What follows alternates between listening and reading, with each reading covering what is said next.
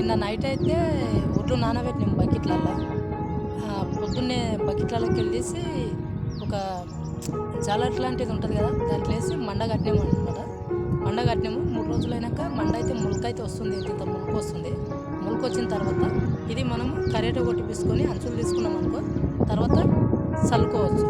మనది మనం చేసుకున్నప్పుడు ఇంకెవరు చేసుకోరు కానీ. ఇప్పుడైతే ట్రాక్టర్ వస్తుందని ఫోన్ చేసిన, వస్తుందన్నారు. సరేలే అని అంతలోపల మనం గిరిసని వేయచ్చు కదని లేచి మొదలు పెట్టినా అనమాట.